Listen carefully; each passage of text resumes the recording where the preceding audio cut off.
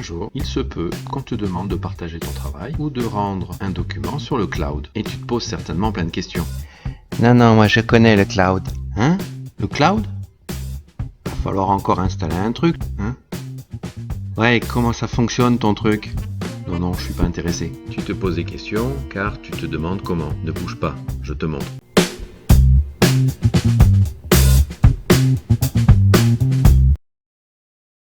C'est quoi le cloud?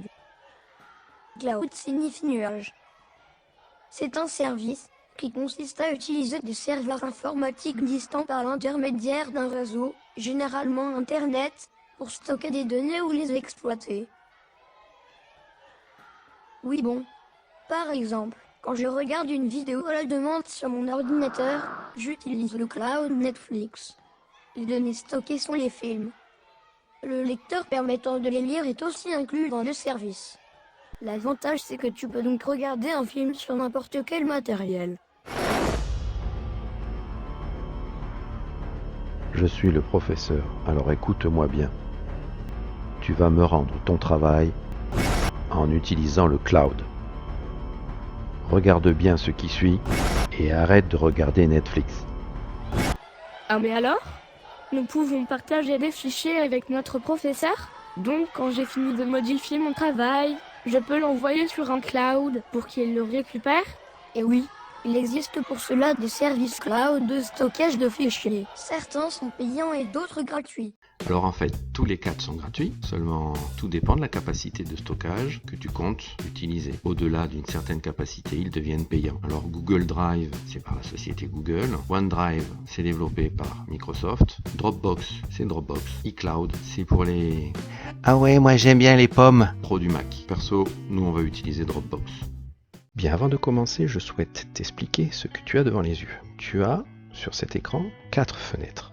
Les 3 premières représentent les fenêtres que tu vas utiliser pour envoyer un document à ton professeur. La 4e fenêtre représente ce que le professeur va utiliser pour récupérer ton travail. Donc dans un premier temps, on va considérer que ces 3 premières fenêtres sont sur ton ordinateur et que la 4e est sur l'ordinateur de l'enseignant. Concernant tes 3 fenêtres, tu as ici un explorateur de fichiers dans lequel tu stockes tous tes documents. Tu as ici Pronote, que tu connais bien, et un simple navigateur. Sur Pronote, les enseignants qui utilisent Dropbox t'enverront un lien ainsi qu'un mot de passe. Il suffit de cliquer sur ce lien pour activer une fenêtre sur ton navigateur qui te permet de saisir le mot de passe. Il n'est pas nécessaire de saisir le nom d'utilisateur. Tu tapes ce mot de passe et tu cliques sur OK. On n'enregistre pas. Si on est dans un ordinateur public, chez toi, tu peux te permettre d'enregistrer.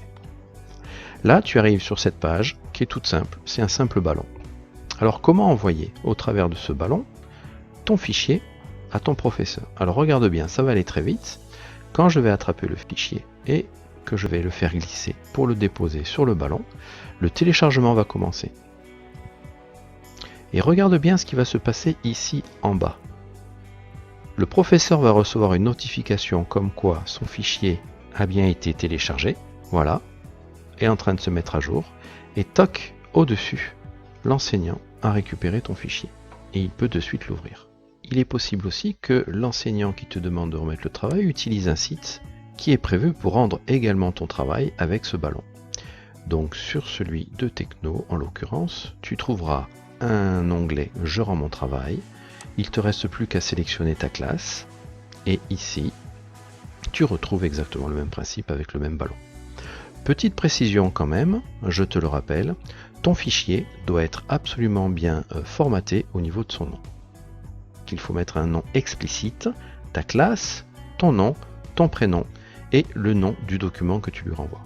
Et donc là, je vais renvoyer un deuxième document. Tu verras que c'est exactement pareil, sauf que ça passe sur une page qui est sur un site. Voilà.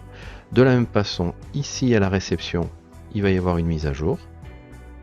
Voilà. Et le document est arrivé.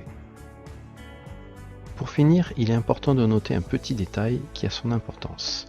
Si jamais tu dois renvoyer une deuxième fois ton fichier après l'avoir modifié, mais qu'il possède le même nom, tu vas avoir l'impression que le téléchargement se fait, Mais ton professeur ne recevra absolument pas la mise à jour de ce nouveau fichier. Ce qui implique que tu fasses très attention avant d'envoyer un fichier, ou que tu renommes ton fichier en rajoutant V1 pour version 1 ou V2 pour version 2 avant de lui renvoyer.